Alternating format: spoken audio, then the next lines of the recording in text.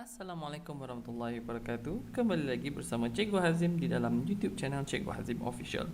Jadi jom kita teruskan di bahagian 4 bab 1 tingkatan 4 matematik. Jadi jom kita teruskan, iaitu sekarang kita nak tengok kepada lakaran graf. Okey, di dalam lakaran graf ni kita nak tengok dua benda, iaitu paksi simetri dan titik pusingan, iaitu titik pusingan ni sama ada minimum ataupun maksimum. Jadi dalam nak sketch apa-apa graf, okey, kita kena ada tahu 5 benda. Nombor 1, kena tahu bentuk graf dahulu. Identify ikut turutan. Okey, identify ikut turutan. Nombor 1 adalah bentuk graf. Bentuk graf pastikan kita faham dia adalah graf senyum ke graf masam. Yang itu nombor 1 dan itu benda yang mudah. Yang kedua, pintasan Y. Dapatkan pintasan Y dulu. Pintasan Y adalah nilai C dia dalam persamaan. Okey, ini pun mudah. Pintasan X kat sini macam mana nak kira, cikgu dah ajar dalam video ni, boleh tengok balik video sebelum ni, iaitu menggunakan kaedah kalkulator. Itu pun okey juga, tak adalah susah sangat, okey, dan tak adalah senang sangat, okey, tapi kita kena tekan by calculator. Yang keempat, kita kena tahu paksi simetri. Paksi simetri ni paksi apa? Ingat, paksi simetri ni dia adalah paksi di mana paksi tu ada satu garisan.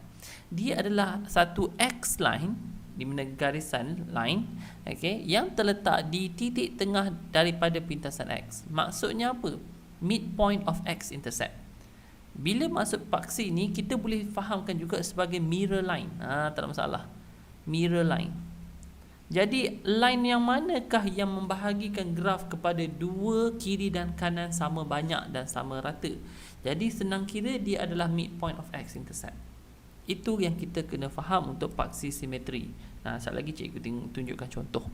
Dan yang kelima adalah titik pusingan, di mana titik pusingan sama ada dipanggil titik maksimum ataupun titik minimum. Maximum point ataupun minimum point. Dia merujuk kepada apa? Merujuk kepada koordinat yang berada di atas paksi simetri. Macam mana nak tahu kat sini? Kena tengok satu persatu. Okey. Jadi kat sini cikgu akan lakarkan dekat di dalam skrin kat sini, cikgu akan tunjuk macam mana cikgu sketchkan semuanya dan pastikan kesemua komponen tu ada kat situ. Okey, kesemua komponen ada kat situ. Okey. Jadi pertama sekali kat sini adalah pastikan tahu dulu ikut turutan di sini.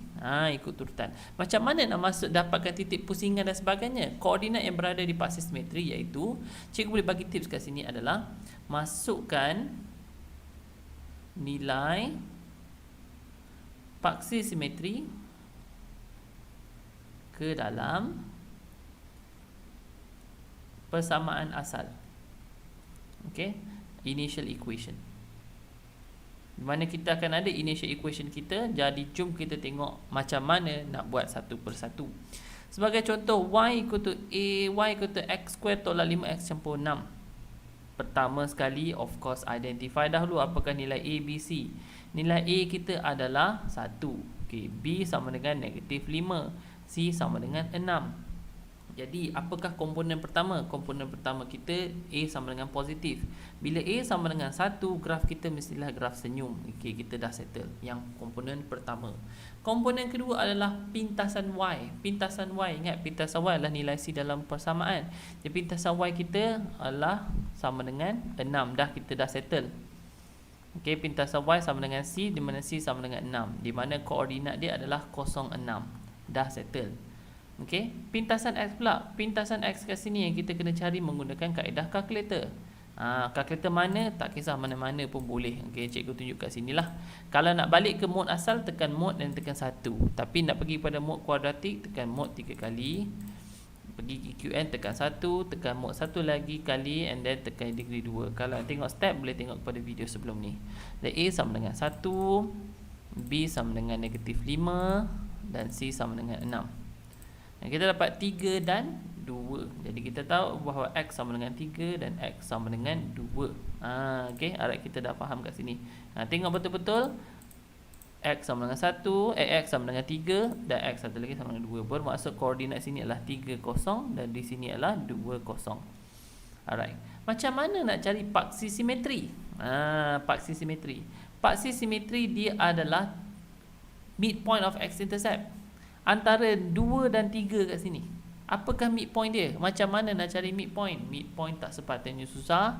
Kita ambil sahaja midpoint kat sini, dia akan jadi 2 campur 3 bahagi 2, kita akan dapat 2.5.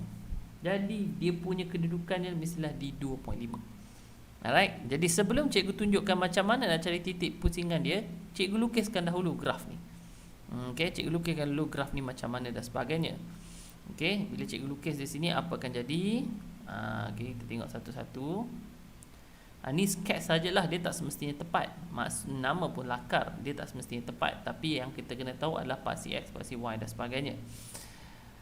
Okey, alright. Okey, bolehlah macam itulah. Okey, tak kisahlah macam mana pun. Tapi kena ada tahu paksi Y dan paksi X dan sebagainya. So, apa yang kita dah confirm tahu? Graf senyum, yes, kita confirm tahu. Sekarang masukkan koordinat. Mana 06, 06 agak-agak di sini. Agak-agak saja, di mana di sini adalah 06. Mana pula 30 dan 20? Yang mana sepatutnya di sebelah kiri? Dia mestilah di sini mestilah 0. Tetapi yang paling dekat dengan 0 adalah 2. Anggap ni 1, ni 2 dan di sini 3. Okey, jadi mestilah kena pada point di sini, mestilah kena pada point di sini. Mana pula paksi simetri? Paksi simetri duduk di tengah ni. Di mana di sini nilai dia 2.5. Jadinya graf senyum cikgu adalah mestilah di dalam bentuk yang macam ni. Di mana graf senyum? Graf senyum mestilah macam ni. Okey, agak-agak macam tu lah, agak-agak macam tu. Di mana kalau kita potong ke paksi simetri ni, dia adalah satu graf yang kita boleh bahagi dua sama banyak. Belah kiri sama banyak, belah kanan sama banyak. Cuma lukisan cikgu dia tak cantik. Jadi macam mana cari titik minimum kat sini? Titik minimum ni kita masukkan nilai X tu ke dalam equation asal. Kita tahu bahawa equation asal kita adalah Y sama dengan X square tolak 5X campur 6. Masukkan nilai paksi simetri iaitu midpoint ni ke dalam equation asal, di mana ini merujuk kepada nilai X. Okey, nilai merujuk nilai X. Jadi Y sama dengan 2.5 square tolakkan dengan 5 darab dengan 2.5 dan campurkan dengan 6. Tak payah susah-susah, tekan saja kalkulator. Tekan saja kalkulator, tapi kena hati-hatilah.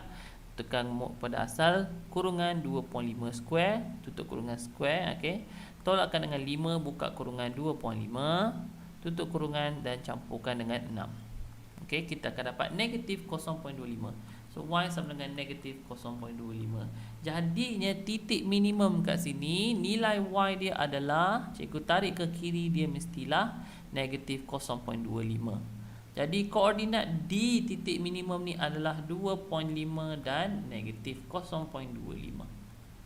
Itu pemahaman dia untuk nak lakarkan graf. Okey, jadi kita dah ada ke semua kelima-lima ni. Okey, bentuk dah pun cantik, graf senyum, y-intercept ada, x-intercept ada, paksi simetri ada, titik minimum pun ada. Kita tengok contoh yang kedua pula. Yang ini kita tengok satu persatu. Kita tengok contoh yang lain. Di mana pastikan identify nilai A, B, C dahulu. A sama dengan negatif 3, B sama dengan negatif 1 dan C sama dengan 4. Kita tahu bahawa A di sini adalah negatif 3. Jadi dia mestilah graf yang masam. Itu dah settle. Dapatkan pintasan Y. Pintasan Y kita adalah nilai C, di mana pintasan Y kita sama dengan C sama dengan 4. Di mana koordinat dia adalah 0,4. Dah settle. Macam mana cari pintasan X? Tekan kalkulator. Okey, yang ini mungkin nilai dia akan jadi pecahan dan sebagainya, tapi tak menjadi masalah. Di sini cikgu pakai kalkulator ni pula. Tekan mod, equation, and then nombor 3, and then di sini nombor 3 dan masukkan saja nilai A. A sama dengan negatif 3, B sama dengan negatif 1 dan C sama dengan 4. Okey, masukkan dalam kalkulator, kita akan dapat 1 dan negatif 4/3. Negatif 4/3 ni dalam desimal negatif 1/1.3333. Jadi lebih baik kita letak ni dalam nilai pecahan. Okey, jadi ingat nilai X kita adalah 1 dan negatif 4/3. Okay, X sama dengan 1 dan X sama dengan negatif 4/3. Jadi kalau ikutkan koordinat, mestilah 1, 0. Di sini adalah negatif 4/3 dan 0. Yang mana di sebelah kiri? Negatif sebelah kiri lah, dah settle. Sekarang nak cari midpoint. Macam mana nak cari midpoint kat sini? Tak ada masalah. Midpoint untuk nak dapatkan paksi simetri, kita ambil dua nilai ni dan tambah dan bahagi dengan 2. Okay. So 1 campurkan dengan negatif 4/3 bahagi dengan 2. Susah ke? kalau susah pun tekanlah kalkulator. Tekanlah kalkulator. 1 campurkan dengan negatif 4/3. 4/3. Negatif jangan lupa negatif. Negatif 4/3 dan tutup kurungan. Kena tekan equal, kemudian bahagi dengan 2. Kita akan dapat berapa? Negatif 1/6. Negatif 1/6. Dah faham dah di mana midpoint dia adalah negatif 1/6. Di mana dia punya line dia mestilah berada pada negatif 1/6 dan kosong. Dan macam mana nak cari titik minimum dia atau titik maksimum? Ingat, apabila A sama dengan negatif, di sini mestilah titik maksimum. Masukkan nilai paksi simetri ni ke dalam equation asal. Kita tahu bahawa equation asal kita adalah y sama dengan negatif 3x square tolak x campur dengan 4. Okey, ni campur dengan 4 di sini. Oh, silap, cikgu minta maaf. Cikgu dah tersilap kat sini. Bukannya 4 tapi 14. Cikgu tersilap pandang kat sini. Maknanya semua dia akan jadi tengok baliklah kat sini. Okey, silap. Cikgu ada nampak kat sini. Cikgu ingat 4. Di sini 14. Minta maaf Tak apa, tak ada masalah. Pintasan X dia mesti nilai yang lain. Padam balik semua ni. Jadi sekarang kat sini bahawa dia faham bahawa dia punya nilai X dan nilai masa nak tekan kalkulator pun kena berhati-hati. Okey, kena berhati-hati. Cikgu pun kadang buat silap juga. Masukkan pintasan X bahawa nilai C adalah 14. Berhati-hati kat sini. Okey, tekan kosong balik AC. A sama dengan negatif 3, B sama dengan negatif 1 dan C sama dengan 14. Okey, kita akan dapat 2 dan negatif 7/3. Okey, X sama dengan 2 dan X sama dengan negatif 7/3. Mana koordinat sini adalah 2, 0 dan koordinat sini adalah negatif 7/3, 0. Dan macam mana nak dapatkan midpoint dia? Tambah 2 tu bahagi dengan 2. 2 campurkan dengan negatif 7/3 bahagi dengan 2 dapat berapa? Okey, ini tekan dengan kalkulator. 2 campurkan dengan kurungan negatif 7/3. Kita akan dapat negatif 1/3 dan bahagikan dengan 2. Still negatif 1/6. Negatif 1/6. Jadi masukkan negatif 1/6 ni ke dalam equation asal di mana y sama dengan negatif 3x square tolak x campur 14. Okey, betul ke tidak? Yes, masukkan nilai negatif 1/6 ni ke dalam equation ni. Y sama dengan negatif 3 kurungan negatif 1/6 square tolakkan dengan negatif 1/6 campur 14. Macam mana nak buat semua ni? Jangan bimbang, tekan saja dalam kalkulator. Pastikan kurungan dan square tu betul. Negatif 3 buka kurungan negatif 1/6 dan tutup kurungan square. Tolakkan dengan buka kurungan negatif 1/6. Tutup kurungan campur 14. Kita akan dapat berapa? Di sini memang panjang nilai dia. Jadi ambil saja pecahan 1/9/12. 1/9/12 kat sini. Jadi y sama dengan 1/9/12. Di sini juga kalau kita tukarkan dia menjadi 14/1/12. Okey, 14/1/12. Kita dah tahu kesemua 4 komponen kita kat sini. Jadi teruskan sketchkan graf kita. Macam mana nak sketchkan graf kita? Buat paksi y, paksi x. Okey, dah di paksi y, di sini paksi x. Kena label lah, memang kena label. Apakah koordinat pintasan y? Pintasan y dia adalah pada 14. Dianggaplah di sini adalah 14. Di sini di mana rujuk pada 0 dan 14. Kita tulis betul-betul. Kemudian kita ada 2 dan dengan negatif 7/3. Anggaplah negatif 7/3 di sini dan di sini 2. Okey, anggaplah 2 berada pada di sinilah. Okey, di sini 2. Kemudian kat mana pula dia punya paksi simetri? Paksi simetri lah pada negatif 1/6 di sini. Anggaplah negatif 1/6 di sini. Kena tahulah dia punya midpoint dia dan dia punya titik maksimum dia adalah 14/1/12. 14/1/12 di sini.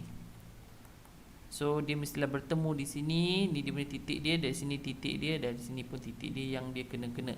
Jadi lukiskan gambar graf masam kita. Ini sketch sahaja, tak perlu precise.